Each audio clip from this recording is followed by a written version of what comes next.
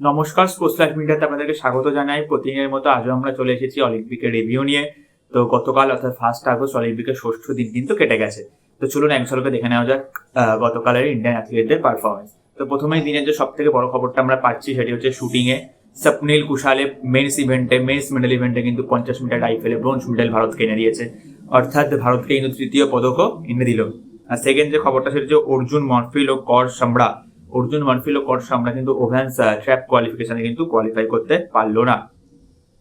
Second যে খবরটা সেটি হচ্ছে ব্যাডমিন্টন থেকে আসছে যে মেন্স সিঙ্গেলসে কিন্তু দুজন ভারতীয় কিন্তু লড়ছিল। প্রণয় এবং লক্ষ্য সেন দুজনেই কিন্তু কোয়ার্টার ফাইনালে যাওয়ার জন্য লড়ছিল, কিন্তু লক্ষ্য সেন কিন্তু প্রণয়কে 2-0 স্ট্রেট সেটে হারিয়ে কোয়ার্টার ফাইনালে জায়গা করে নিয়েছে। প্রণয় বাদ চলে গেল। এবং মেন্স ডবলসে সাত্বিক চিরাগ জুটি কিন্তু মালয়েশিয়ার কাছে হেরে গেছে 2-0 স্ট্রেট সেটে, অর্থাৎ তারা কোয়ার্টার ফাইনালে কোয়ালিফাই করতে পারলো না। আর থার্ড যেটা পিভি সিন্ধুও কিন্তু রাউন্ড অফ 16 হেরে গেছে চায়নার হিন্ডিনজাওয়ের কাছে 2-0 স্ট্রেট সেটে, অর্থাৎ তিনিও কোয়ালিফাই করতে পারলেন না।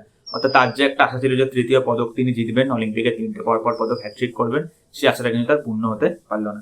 হকিতে কিন্তু ইন্ডিয়া মেন্স কিন্তু হেরে গেছে বেলজিয়াম মেন্সের কাছে 2-1 গোলে।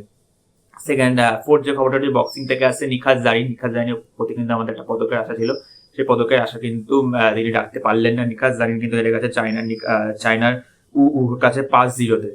চায়নার কাছে 5-0-তে কিন্তু হেরে গেছে নিখাত জারিন। তারপরে অ্যাথলেটিক্সে হচ্ছে মেন্স 20 কিমি রেস ওয়ার্কে কিন্তু তিনজন নেমেছিলেন, এবং তিনজন হচ্ছে বিকাশ সিং, পরমজিৎ সিং এবং আকাশদীপ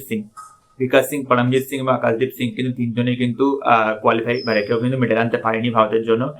একজন ফিনিশ করেছে 27তে, একজন 37তে, এবং আকাশদীপ সিং কিন্তু প্রথম 6 কিমি হাঁটার পর আর রেসটি কমপ্লিট করতে পারেনি।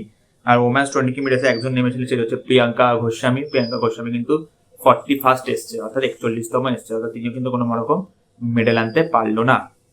তারপরে হচ্ছে আর্চারি থেকে যে খবরটা রাউন্ড অফ 32 থেকে কিন্তু প্রবীণ যাদব কিন্তু চায়না কাউ ওয়ানচোর কাছে 6-0 হেরে গেছে, অর্থাৎ তিনি কিন্তু রাউন্ড অফ 32 অর্থাৎ প্রথম রাউন্ড থেকেই কিন্তু পুরোপুরিভাবে বাইরে চলে গেল। তারপর হচ্ছে সেলিং থেকে খবরটা, সেলিং সম্পর্কে আপনারা তথ্য দিয়ে রাখি। সেলিং হচ্ছে যেটা হচ্ছে সমুদ্রের মধ্যে যে খেলাটা হয়, একজন দেখবেন ধরে থাকে বোটটাকে কিন্তু ধরে নিয়ে তিনি ফিনিশ লাইন পর্যন্ত যেতে হয়, তো সেটাকে হচ্ছে সেলিং বলে। তো সেলিং এ ভারতীয় পারফরমেন্স কোনোদিনই খুব একটা বেশি ভালো ছিল না, তো কালকেও সেরকম খুব একটা বেশি ভালো থাকেনি। অবশ্যই তিনি কোয়ালিফাই করেছে, কিন্তু পারফরমেন্স কিন্তু ভালো ছিল না। ওম্যান্স রেস 1-এ কিন্তু নেথা কুমারা 6 ফিনিশ করেছে, আর মেন্স রেস 1-এ 25 ফিনিশ করেছে। এটা কিন্তু রেস 1-এর যে ফলাফল, রেস 2 কিন্তু আজকে হবে। দুটো রেস মিলিয়ে একটা ফলাফল বের করে কিন্তু মেডেল ইভেন্টের জন্য কোয়ালিফাই করানো হয়। গলফে কিন্তু মেন্স ইন্ডিভিজুয়ালের শুভঙ্কর শর্মা কিন্তু 29th এসেছে, অর্থাৎ তিনিও কিন্তু খুব একটা ভালো পজিশনে নেই। রাউন্ড 1-এর পর 4টে রাউন্ড হয়, 4টে রাউন্ডের পর কিন্তু মেডেল ঘোষণা করা হয়। রাউন্ড 1-এর পর কিন্তু একজন 29th এসেছে, আর একজন হচ্ছে 56, তিনি হচ্ছেন গরমজিৎ ভুল্লার কিন্তু 27th এসেছে, অর্থাৎ কেউ কিন্তু এরকম আশা রাখাতে পারলো না। অর্থাৎ আমরা পুরো দিনের রিভিউ করে দেখতে পারলাম যে ব্রোঞ্জ ছাড়া একটা পদক অবশ্যই এসছে শুটিংয়ে, কিন্তু তাছাড়া কিন্তু সারাদিনই মোটামুটি ইন্ডিয়ার জন্য একটা টাফ ডে ছিল, একটা লং ডে ছিল। সেরকম কিন্তু ভালো খবর কোনোটাতেই আসতে পারেনি। লক্ষ্য সেন অবশ্যই ব্যাডমিন্টনে জিতেছে, কিন্তু তাছাড়া কিন্তু কোনোটাই সেরকম ভালো খবর আসতে পারেনি।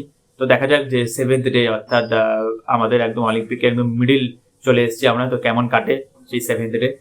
তো এভাবেই আমরা আসতে থাকবো আপনাদের কাছে খবর নিয়ে বসে থাকবো। আগামীকাল আবারও আসছি আমরা আজকের দিনে গোটা রিভিউ নিয়ে।